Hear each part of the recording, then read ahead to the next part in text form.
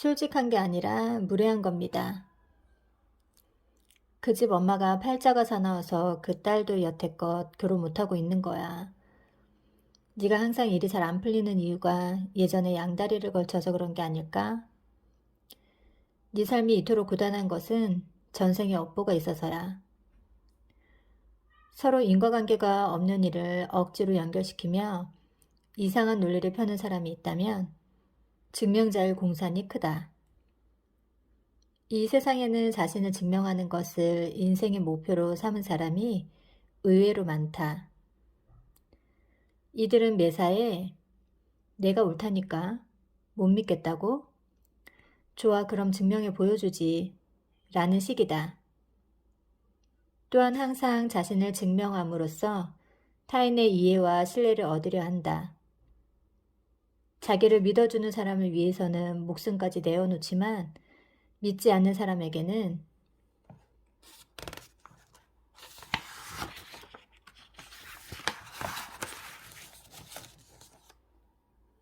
반드시 후회하게 만들겠다며 앙심을 품는다. 이러한 증명자는 남의 시선과 평가를 매우 중요시하기 때문에 사는 것 자체가 매우 고달프다. 타협하거나 양보하지 않기 위해 필사적으로 싸우느라 고달프고 자기 자신을 끝까지 몰아붙이느라 고달프다. 그러나 이들에게는 자신이 옳다고 증명하는 것이 무엇보다 중요하기 때문에 아무리 고달파도 목숨 걸고 끝까지 버틴다. 당신이 길을 가고 있는데 갑자기 누군가 튀어나와 사기꾼이라고 외치며 손가락질했다고 가정해보자. 이성적인 사람은 상대가 그런 말을 한 근거가 있는지, 그것이 자신과 관계 있는 일인지 먼저 생각한다. 그리고 관계없는 일이라면 상대를 수준 떨어지는 사람으로 간주하고 더는 관심을 주지 않는다. 이성적인 사람은 자신과 직접적으로 관련된 일 혹은 자신보다 훨씬 영향력 있는 사람이 자신을 보는 관점에만 신경 쓰기 때문이다. 그 외의 사람이 자신을 어떻게 보는지에 대해서는 근본적으로 관심이 없다. 하지만 증명자는 멈칫한다. 그리고 생각한다. 왜 나더러 사기꾼이라고 하지? 내가 저 사람을 속인 적이 있나? 뭘 잘못 건드렸나? 저렇게 말하면 상관없는 사람들까지 나를 사기꾼으로 볼 거 아니야? 안 되겠다. 내가 사기꾼이 아니라는 걸 증명해야지. 저 사람이 뭔가 잘못된 거야. 내가 아니라 저 사람이 문제라는 점을 인정하게 만들어야겠어. 그래야 다른 사람들도 내가 사기꾼이 아니라는 걸 알지. 이처럼 증명자는 각자의 인지 능력 차이를 이해하고 받아들이는 대신 습관적으로 다른 사람이 말한 너를 자신과 동일시하는 경향이 강하다. 증명자는 늘 내가 옳다고 여기며 어떠한 다름도 받아들이지 못한다. 그래서 남들이 보기에는 매우 일상적인 일에도 의아함을 느낀다. 만약 그게 무슨 말도 안 되는 소리냐고 반박하면 이들은 왜 나를 못 믿느냐며 화를 낼지도 모른다. 또 어떤 사람은 XX 음식점, 살생을 저지른 업보로 2년도 되기 전에 망하다라는 식의 제목이 달린 글을 보여주며 동조를 구한다. 그러다 상대에게 원하는 반응이 나오지 않으면 말다툼을 벌이고 심할 경우 관계까지 끊어버린다. 자신이 알고 싶지 않은 현실은 자동으로 차단해버리고 엄연한 사실 또한 자기 입맛대로 취사 선택하는 것이 이들의 특징이다. 이들은 세상의 다양성을 인정하지 않으며 살아 숨쉬는 모든 개인에게 각자의 고유한 인생 궤적이 있음을 이해하지 못한다. 사람은 누구나 남과 다른 경험을 하고 그렇기에 각기 독특한 인지체계를 형성한다는 사실을 알지 못한다. 증명자는 만사를 자기 좋을 대로 추측, 짐작하고 평가하며 남을 비난한다. 상대에게도 독특한 인생 경험이 있으며 자신과 전혀 다른 인지체계를 갖고 있다는 사실 또한 무시한다. 그러나 남을 자기 자신처럼 이해할 수 있는 사람은 없다. 아무리 입장을 바꿔 생각한다고 해도 타인에게 온전히 공감할 수도 없다. 결국 우리가 할 수 있는 일은 자신의 경계선을 지키고 남의 경계선을 침범하지 않는 일뿐이다. 어릴 때부터 어른이 되기까지 우리는 지식과 인지 능력 향상에 초점을 맞춘 교육을 받아왔다. 다시 말해 교과서의 내용, 수많은 지식, 해야 할 행동과 하지 말아야 할 행동을 배웠지만 개인의 독립적 사고 능력을 기르는 법을 제대로 배운 적은 없다. 그래서 인터넷에는 검증 능력을 갖추지 못한 개인이 자신만 이해할 수 있는 내용을 자기 감정에 따라 리트윗한 글이 넘쳐난다. 물론 그 중에 전문적이고 객관적인 글도 있지만 소수일 뿐 대개는 단지 유용하다고 느껴서 퍼나른 글이 태반이다. 남에게 폐만 끼치지 않아도 교양인이라고 한다. 그러나 이 정도의 경계의식도 없는 사람이 너무나 많다.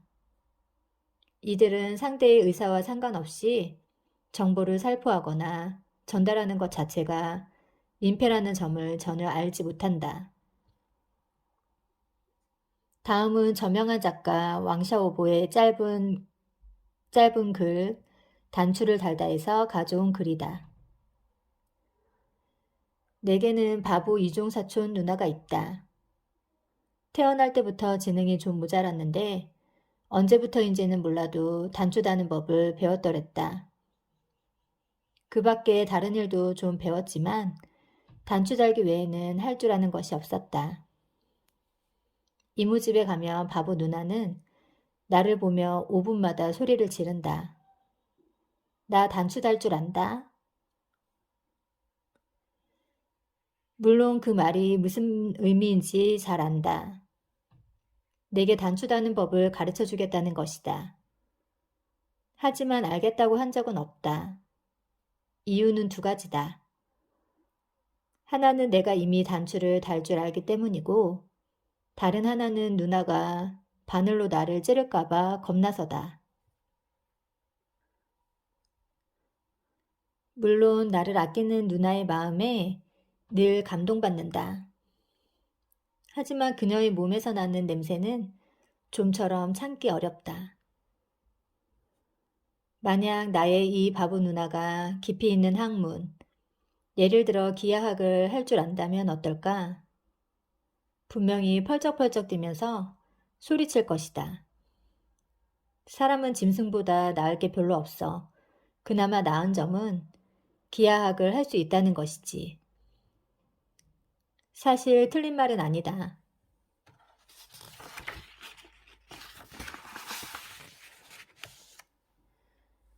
기하학을 할 수 있는 짐승은 없으니까.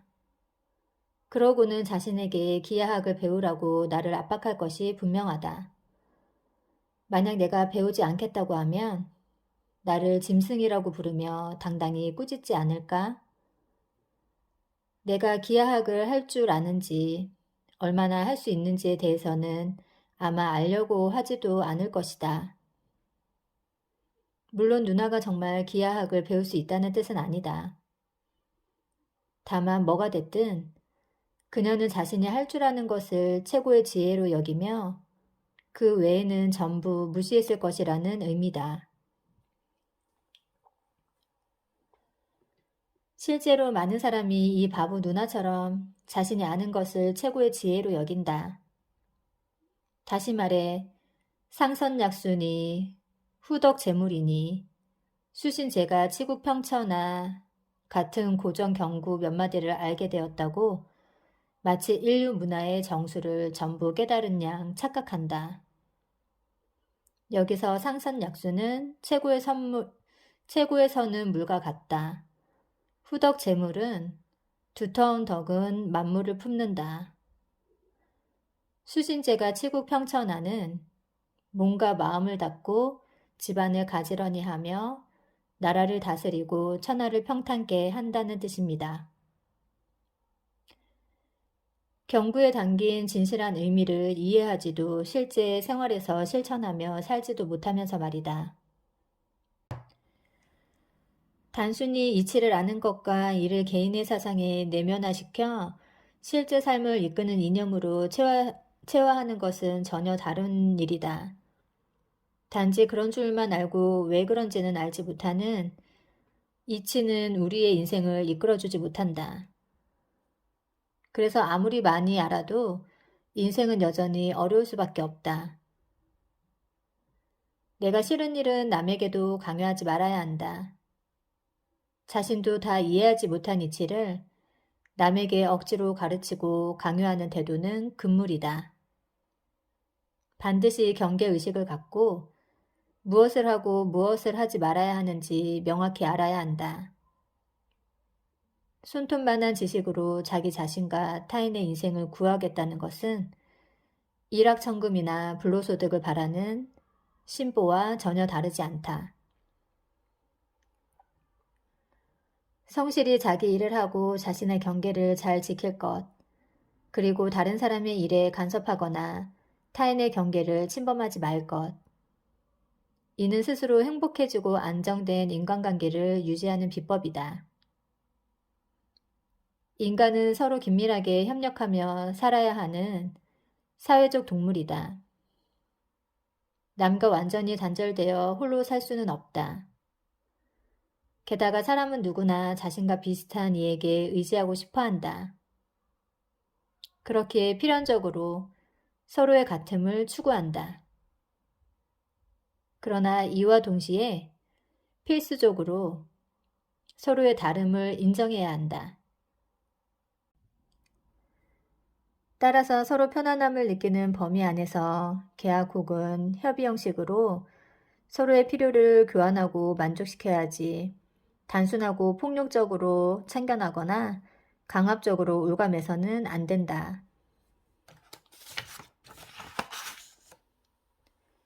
다름을 인정하는 것은 서로의 경계선을 존중하고 받아들인다는 뜻이다. 단지 나와 다르다는 이유로 감정이 상한다면 그만큼 성숙하지 못한 사람이라는 방증이다. 서로의 다름이 감정 싸움의 도화선이 되어선 곤란하다. 친절이 계속되면 권리인 줄 안다고? 은혜에 감사할 줄 아는 것은 매우 훌륭한 품성이지만 실제 이런 품성을 갖춘 사람을 만나기란 하늘의 별 따기다. 그에 비해 감사할 줄 모르는 사람은 발에 차일 정도로 많다. 감사할 줄 모르는 사람은 필연적으로 배신도 잘한다. 일종의 악순환이랄까? 감사할 줄 모르는 사람에게 당신의 선량함을 먹이로 던져주지 마라. 결국 바보가 되는 쪽은 자신일 테니 말이다. 100번을 못해주다가 한 번 잘해주면 알고 보니 괜찮은 사람이네 라고 하는 사람이 있다. 이런 사람들은 반대로 100번을 잘해줘도 한 번 못해주면 즉시 낯빛이 변한다. 이런 사람에게 끝도 없이 선의를 베풀어주는 것은 오히려 잘못이다. 예전에 이런 일이 있었다. 어느 만두가게 주인이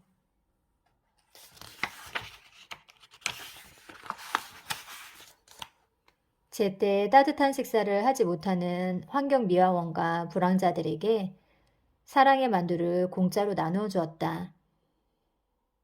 얼마간 선행을 계속하다가 주인이 더 이상 만두를 공짜로 주지 못하겠다고 하자 그간 만두를 얻어먹었던 사람들이 거칠게 항의하고 나섰다. 대놓고 욕하는 사람도 심지어 만두 말고 돈으로 달라며 뻔뻔하게 요구하는 사람도 있었다. 모두가 이른바 착하고 순진한 어려운 서민들이 벌인 일이었다. 본래대로라면 마땅히 만두가게 주인에게 감사해야 할 사람들이 감사는커녕 이토록 악한 짓을 벌인 이유는 무엇일까? 이러한 현상을 설명할 수 있는 개념이 바로 경제학의 한계 효용이다.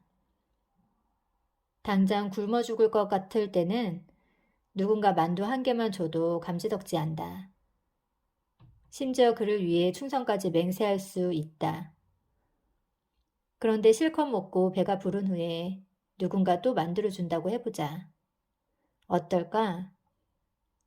아마 처음처럼 고맙지는 않을 것이다.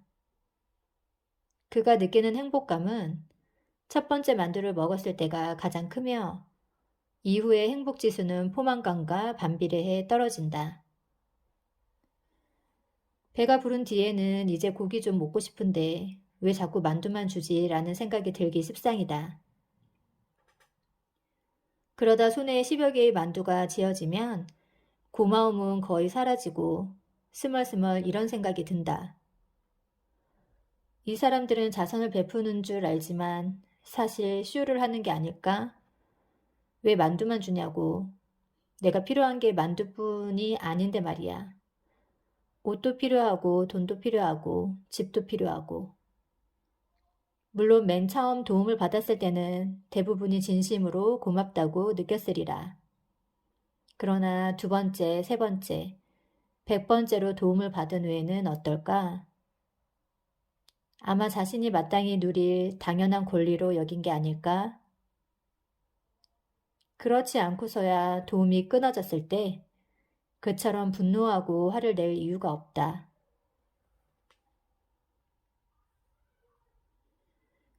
인생에서 가장 힘든 시기를 지나고 있을 때 나는 아는 의사 선생님과 작가 몇 분에게 큰 도움을 받았다. 당시 나의 수입은 매달 2,500위안 정도였는데 베이징에서는 이 돈으로 기본적인 생활을 유지하는 것조차 어려웠다. 그래서 나는 어려울 때마다 그들에게 손을 벌렸다. 집에 돈 들어갈 일이 생겼을 때도 마찬가지였다. 그들이 아낌없이 도와준 덕에 적은 벌이에도 불구하고 내 주머니는 언제나 여유가 있었다. 그러자 나도 모르게 씀씀이가 커졌다. 월급은 월급대로 써버리고 돈이 떨어지면 그들의 도움을 받아 살았다. 그렇게 1년쯤 지났을까?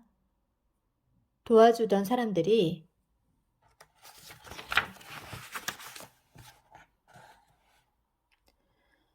연달아 경제적 원조를 끊었다. 나는 주체할 수 없는 분노에 휩싸여서 SNS와 문자 메시지로 그들에게 피도 눈물도 없는 나쁜 사람이라고 퍼붓고는 전부 차단해버렸다. 나중에야 당시 그들의 사정을 알게 되었다. 일례로 의사선생님은 의료기기 회사를 창업하느라 큰 돈이 드는 바람에 나를 도와줄 수 없게 된 것이었다. 다른 작가들도 마찬가지였다.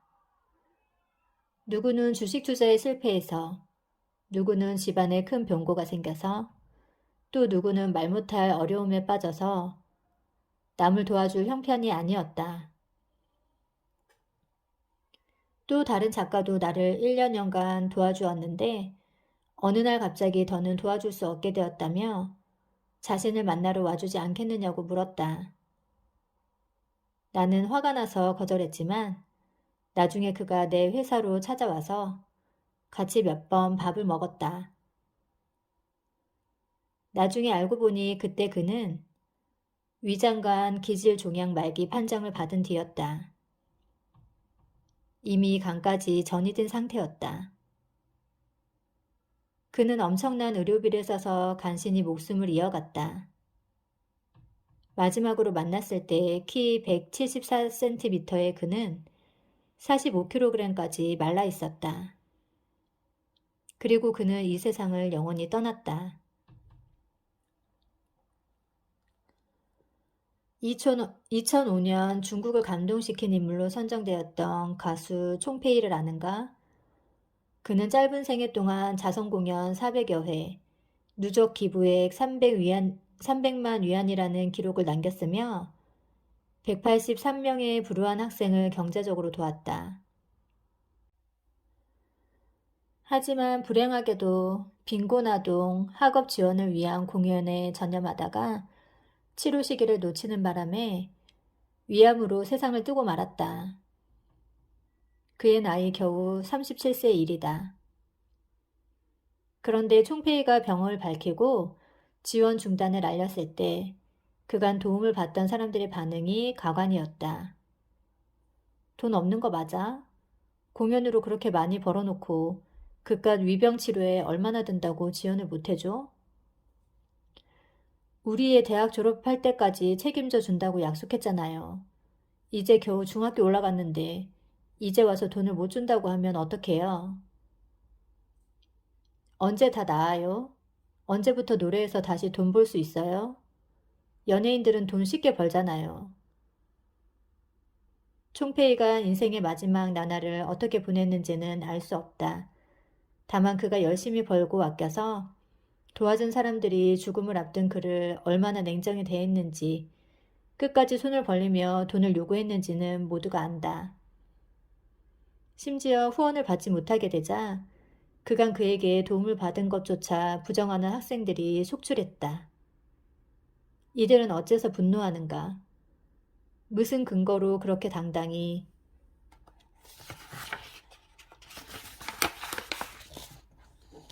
요구할 수 있는가?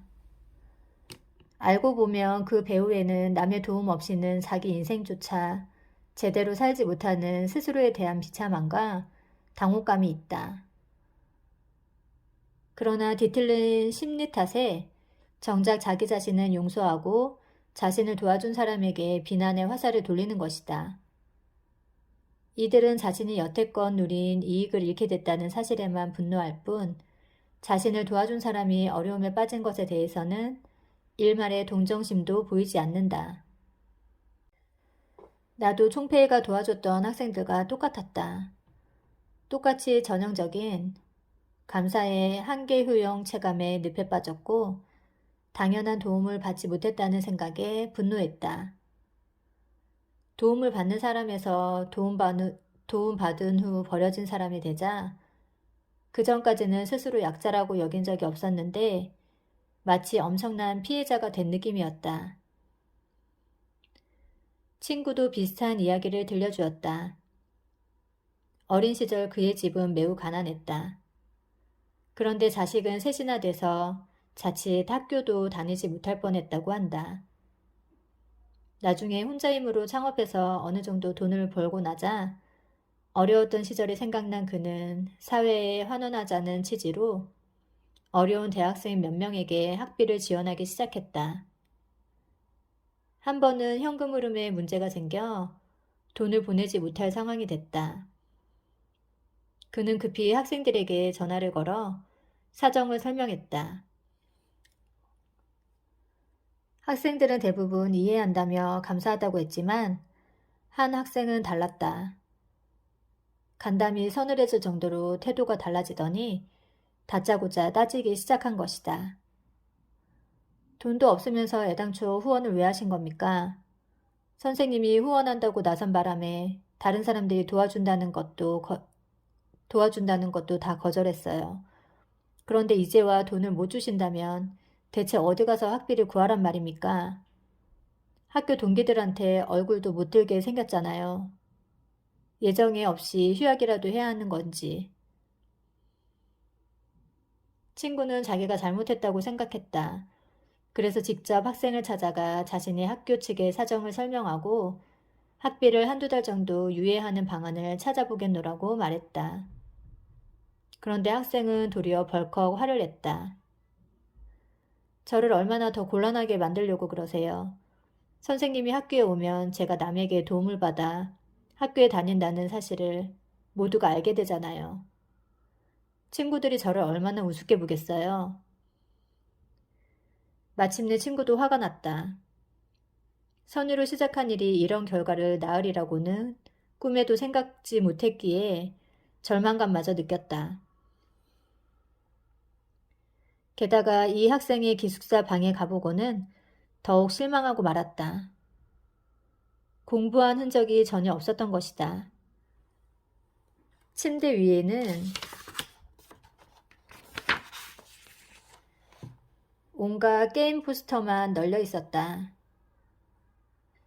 담당 교수와 동기들에게 물어본 후 이 학생이 평소 수업도 빼먹고 술과 담배에 쩔어 살며 여학생 꽁무니만 졸졸 따라다닌다는 사실도 알게 되었다. 강의실보다는 술집에서 더 자주 보인다는 증언까지 나왔다. 여태껏 이처럼 엉망진창인 사람을 도와줬다는 사실에 그는 큰 충격을 받았다. 친구는 이 일을 계기로 확실히 깨달았다고 한다. 다른 사람에게 잘해준 건 내 의무여서가 아니라 선의가 있었기 때문이야. 그런데 도움받은 상대가 그걸 당연하게 여기는 모습을 보니 작은 선행으로 도리어 큰 악을 만들어낸 것 같아 죄책감이 생기더라. 춘추 전국시대에는 자기 나라 사람이 노예로 있는 것을 보면 돈을 주고 사서 구해와야 한다는 법이 있었다. 물론 돌아와서 관청에 보고하면 돈을 돌려받을 수 있었다. 그러던 어느 날 공자의 제자가 타국에서 노예살이를 하던 자국 사람을 사서 구해오고는 관청에 비용을 청구하지 않았다. 사람들은 그의 훌륭한 인품을 칭찬했지만 정작 공자는 그를 크게 꾸짖었다. 너는 그렇게 하지 말았어야 했다. 너의 훌륭한 행동 때문에 결국은 아무도 노예를 구해오지 않게 될 것이다. 노예를 사온 뒤 돈을 청구하지 않는 것이 훌륭한 인품의 기준이 됐는데 누가 돈을 청구하겠느냐. 돈을 돌려받지 못하게 됐는데 누가 자기 돈을 써서 노예를 구하려 하겠느냐. 공자가 말한 대로였다. 그 이후로는 아무도 관청에 돈을 청구하지 않았고 노예를 구해오는 일 역시 현저하게 줄어든 것이다. 명나라 여문의라는 공정하고 청렴한 재상이 있었다. 그는 관직에서 물러난 후 고향으로 내려가 살았는데 어느 날 한 사람이 술에 잔뜩 취해서 그에 대해 함부로 욕설을 퍼부었다. 나중에 여재상은 이 사실을 다른 사람에게 전해 들었지만 선의를 베풀어 그의 죄를 추궁하지 않았다. 그런데 얼마 후 그 사람이 훨씬 심각한 죄를 짓고 사형을 당했다는 소식이 들려왔다. 여재상은 몹시 괴로워하며 스스로 탓했다. 자신이 인정을 베푼 바람에 오히려 그가 잘못을 반성할 기회를 놓치고 마침내 죽을 죄까지 지었기 때문이다. 차라리 진즉에 합당한 벌을 받았더라면 죄를 뉘우치고 바른 길로 돌아왔을지도 모르는 일이다. 이 세상을 살아가려면 선한 마음을 굳게 지켜야 한다. 그러나 선한 마음이 반드시 좋은 결과를 낳는 것은 아니며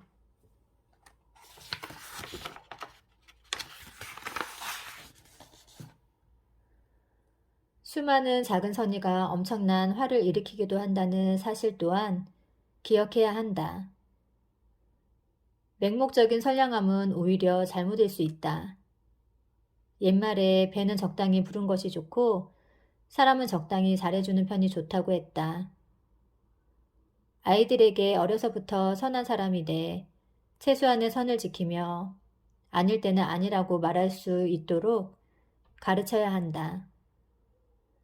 비록 선량함으로 인해 많은 어려움을 겪는다 할지라도 끝까지 마음의 선한 생각을 포기하지 말기를 바란다.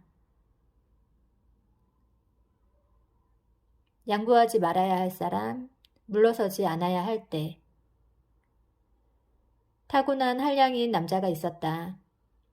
제대로 하는 일 없이 빈둥거리고 직업도 마땅치 않으며 틈만 나면 노름판이나 술집에 들락거리는 남자였다.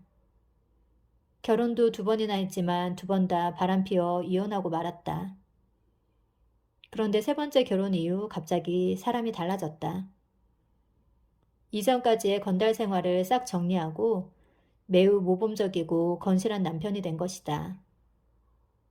어느 날 과거에 그를 아는 지인이 그에게 물었다. 어떻게 이렇게 변했어요?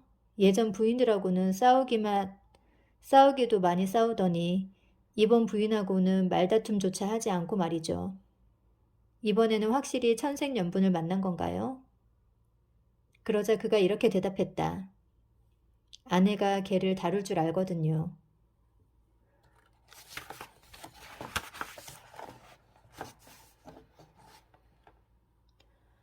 지인은 이해할 수 없다는 듯 다시 물었다. 그게 무슨 상관이 있나요? 우리 집에 사람만 보면 짖는 개가 있었어요. 아내가 처음 집에 왔을 때도 쉬지 않고 짖었지요. 그러자 아내가 걔를 쓱 쳐다보며 이렇게 말하더군요. 이번이 처음이야. 2번째로 아내가 우리 집에 온 날 걔가 또 짖어대니까 아내는 식칼을 들고 말했어요. 이번이 2번째. 3번째로 온 날 걔는 여전히 아내를 향해 계속 짖었어요. 그러자 아내가 칼을 들더니 이러더군요. 이번이 마지막이야. 그러고는 걔를 죽여버렸어요.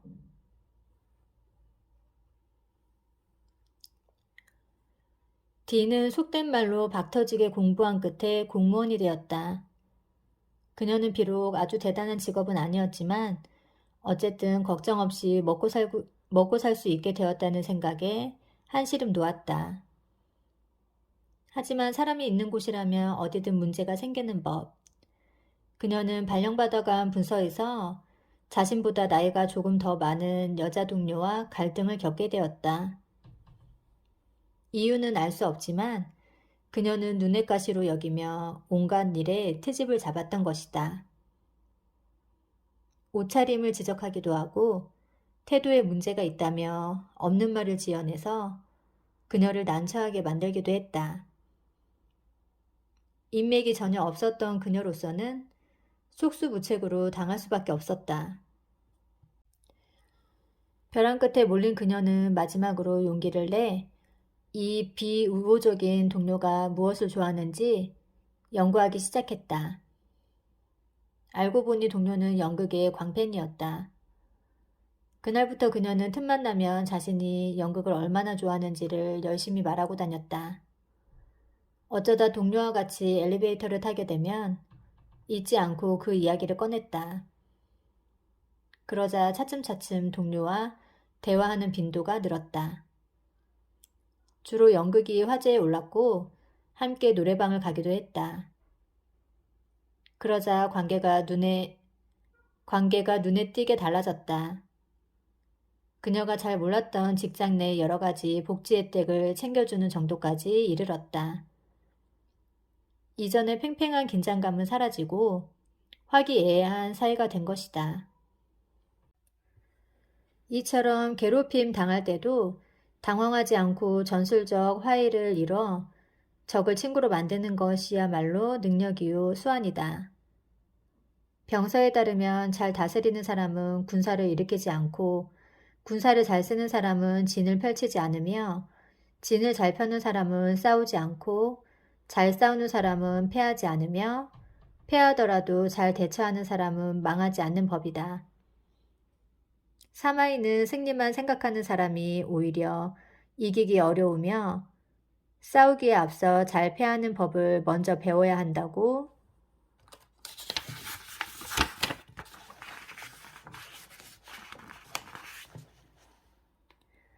주장했다. 즉, 패하더라도 부끄럽게 여기거나 상처를 입지 않아야 비로소 최후에 웃을 수 있다고 했다.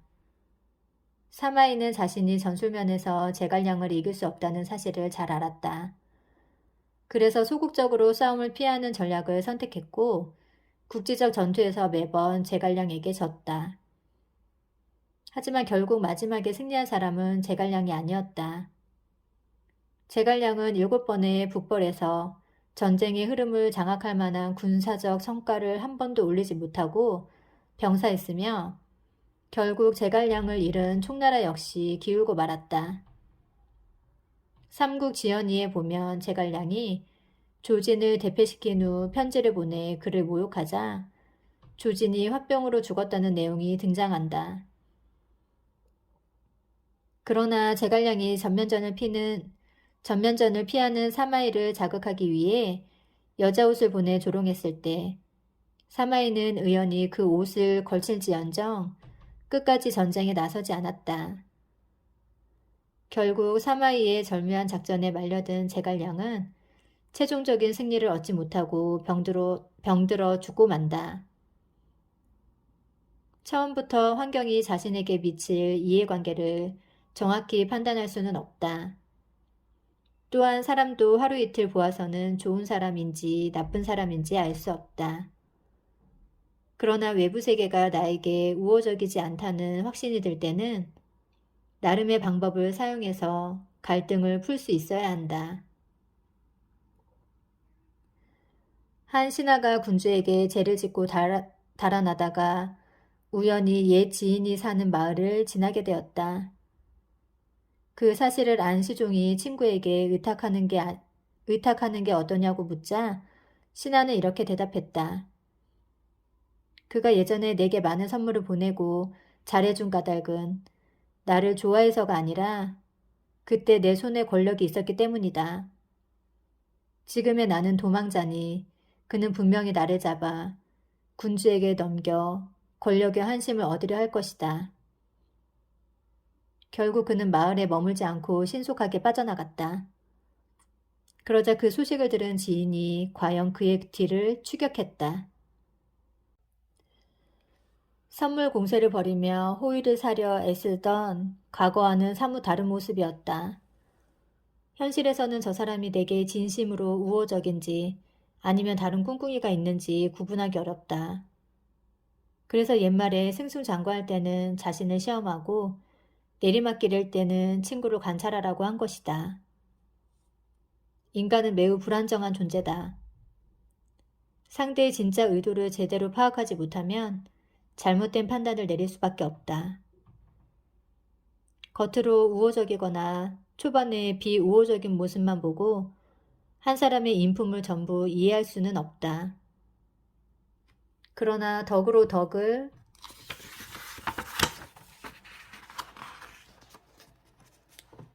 갚고 강직함과 공정함으로 원한을 갚는다면 충분히 훌륭한 사람이다.